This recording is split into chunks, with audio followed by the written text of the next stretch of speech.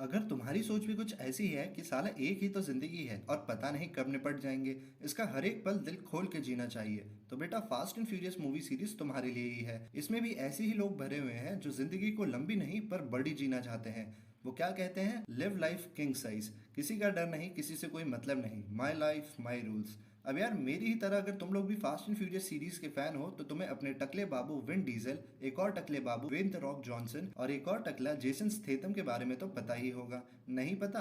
अबे अबे तो जान ले समझ ले नहीं तो।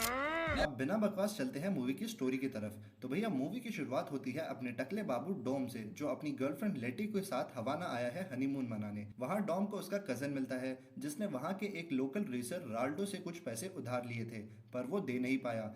अब ये राल्डो डॉम के कजन को धमकाने लगता है, पर डॉम वहां आके राल्डो से कहता है कि एक काम करते हैं, तू मुझसे रेस कर, अगर जीत गया तो मेरी 1961 शेवरोलेट इम्पाला तेरी। इतने में राल्डो भी कह देता कि ठीक है, अगर डॉम तू जीता तो मेरी फोर्ड विक्टोरिया तेरी। अब मसला ये है भाई कि डॉम अपनी खुद की कार से रेस नहीं करता, वो अपने कजन की इस फटीचर शेवरोलेट से, जिसके अंचर पंचर ढीले हैं, इससे रेस करता है। ओ भाई, मारो मुझे, मारो मुझे, मारो नहीं, ये मजाक हो रहा है। एक सेकंड यार। और वहाँ एक हीरो वाला डायलॉग भी चिपका देता है। गाड़ी में कुछ भी हो कोई फर्क नहीं पड़ता, फर्क इससे पड़ता है कि गाड़ी चलाने वाला कौन है। और ये राल्डो तो भाई अपनी विक्टोरिया से ही रेस में उतरता है, पर हीरो तो हीरो होता है भाई। अपना डॉम उस फटीचर गाड़ी से भी अपनी स्किल्स के बदौलत रेस जीत जाता है, और ये सीन दिखाता है भाई कि मूवी किस लेवल की है। अब रेस जीतने के बाद डॉम राल्डो से उसकी कार नहीं लेता और उसे अपना दोस्त बना लेता है और अपने कजन को अपनी इम्पाला गिफ्ट करके वहां से चला जाता है। अब अगले दिन डॉम से ये दीदी मिलती है। ये भाई अलग ही लेवल की औरत है, ये एक साइबर टेररिस्ट है, इसका नाम है साइफर।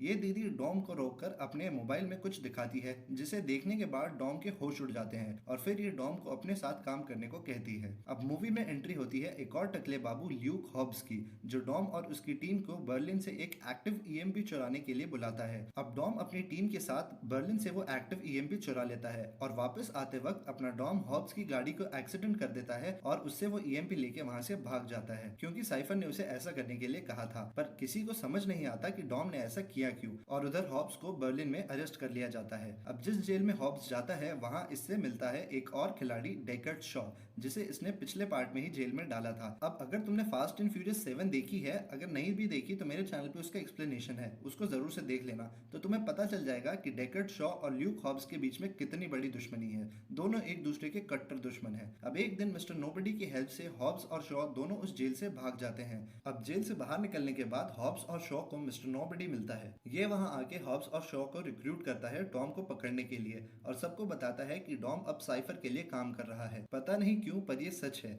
और कहता है कि अब हॉब्स और डेकर्ट तुम दोनों को अब एक साथ एक टीम में ही काम करना पड़ेगा। शुरू में दोनों एक दूसरे को बहुत ज्यादा गालियां देते हैं, पर फिर मान जाते हैं। वहां डेकर्ट सबको बताता है कि इसी साइफर ने डॉम से पहले मुझे अप्रोच किया था ईएमपी चुराने के लिए, और मैंने मना कर दिया था, और जकांडे को गॉड्स आई चुराने के लिए भी इसी ने कहा था। अब जकांडे एक टेररिस्ट है जो इस मूवी के पिछले पार्ट में था फास्ट एंड फ्यूरियस 7 में, जिसको अपनी टीम ने निपटा दिया था। और गॉड्स आई इन रैमसी दीदी का बनाया हुआ एक सॉफ्टवेयर प्रोग्राम है जिससे हम किसी को कभी भी ढूंढ सकते हैं। बहुत ही खतरनाक डिवाइस है। अब ये लोग मिलकर डॉम को ढूंढने के लिए गॉड्स आई का यूज करते हैं, और थोड़ी देर बाद देखते हैं कि डॉम तो इसी बिल्डिंग में है, और फिर वहां होता है एक तगड़ा वाला ब्लास्ट और सब के सब ऑलमोस्ट बेहोश हो जाते हैं। वहां साइफर डॉम के साथ आकर के गॉड्स आई को ले जाती है।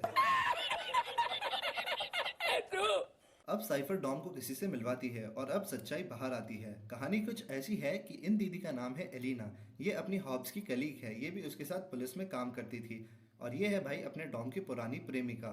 इनका एक बच्चा भी है जिसके बारे में डॉम को पता नहीं था, क्योंकि अब वो लेटी के साथ रहता था, और साइफर ने एलिना और इनके बेटे को किडनैप कर लिया था और डॉम को इन्हीं की तस्वीर दिखाकर अपने लिए काम करने के लिए मजबूर किया था, और कहा था कि अगर वो साइफर का काम नहीं करेगा तो वो इन दोनों को मार देगी। उधर अपना डेकर्ट शॉ अपना दिमाग लगा के पता कर लेता कि डॉम न्यूयॉर्क जा रहा है। अब साइफर डॉम को न्यूयॉर्क भेजती रशियन डिफेंस मिनिस्टर के पीछे न्यूक्लियर फुटबॉल चोरी करने के लिए।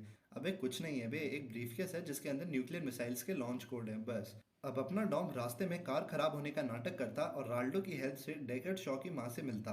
अब ये खतरनाक दीदी साइफर न्यूयॉर्क की सारी कार्स को हैक करके उन्हें डिफेंस मिनिस्टर के कॉन्वॉय के पीछे लगा देती। और भाई साहब क्या सीन है ये, मतलब कैसे कोई टेक्नोलॉजी से पूरी दुनिया बर्बाद कर सकता है, ये बहुत ही अच्छे तरीके से दिखाया गया है। इस सीन में गजब की तोड़फोड़ होती है। साइफर डिफेंस मिनिस्टर के ऊपर कारों की पूरी बारिश कर देती है, फिर वहाँ डॉम आता है और लॉन्च कोड्स लेके वहाँ से चला जाता है, पर रास्ते में डॉम को अपनी टीम से टकराना पड़ता है जो उसका वेट कर रहे थे। पर डॉम वहाँ से वो ब्रीफकेस लेकर के भागने लग जाता है और डेकर्ड शॉ उसके पीछे भागता है, पर डॉम शॉ को गोली मार देता है और शॉ निपट जाता है और फिर वो बैग लेकर के वहाँ से साइफर के पास चला जाता है। पर डॉम की टीम के किए हुए नाटक की वजह से साइफर का दिमाग खराब हो जाता है और वो गुस्से में आकर के डॉम की आंखों के सामने एलिना को गोली मार देती है। भोसड़ी वालों को जिंदा पकड़ना है।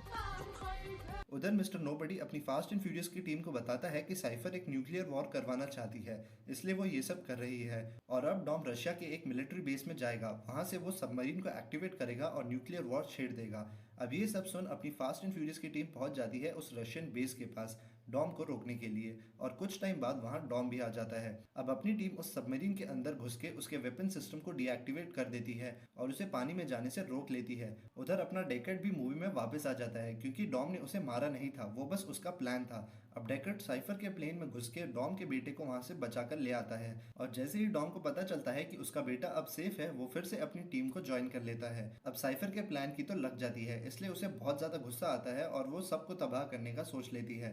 उधर रशियन आर्मी भी अपनी टीम के पीछे आकर के उनकी लगाने में लग जाती है। फिर वो डॉम और उसकी टीम के ऊपर अलग अलग तरह के मिसाइल से हमला करती है। वहां बेचारे अपने रोमन की तो फट के हाथ में आ जाती है। अब साइफर सोचती है कि क्यों ना पूरी टीम को ही खत्म कर दिया जाए, इसलिए वो सबमरीन को उनके पीछे लगा देती है और उन लोगों के ऊपर हीट सीकर मिसाइल से हमला करती है। पर अपना डॉम अपनी स्किल्स के चलते उस मिसाइल्स को डायरेक्ट कर देता है उसी सबमरीन के ऊपर और वहां पर एक बहुत ही तगड़ा वाला ब्लास्ट होता है, पर डॉम की टीम उसे बचा लेती है और वो सबमरीन भी ब्लास्ट हो जाती है। अब जैसे ही शॉ प्लेन में साइफर के पास पहुंचता है तो साइफर उसे चकमा देख करके वहां से पैराशूट लेके प्लेन से कूद जाती है। बाद में हॉब्स और शॉ भी दोस्त बन जाते हैं और मूवी की हो जाती है हैप्पी एंडिंग। तो यार आज के लिए बस इतना ही। अगर वीडियो में कुछ पसंद आया हो तो इसे लाइक करना, अपने फ्रेंड्स के साथ शेयर करना और मुझे पता है सब्सक्राइब को तुम लोग कर ही लोगे। तो मिलते हैं नेक्स्ट वीडियो में।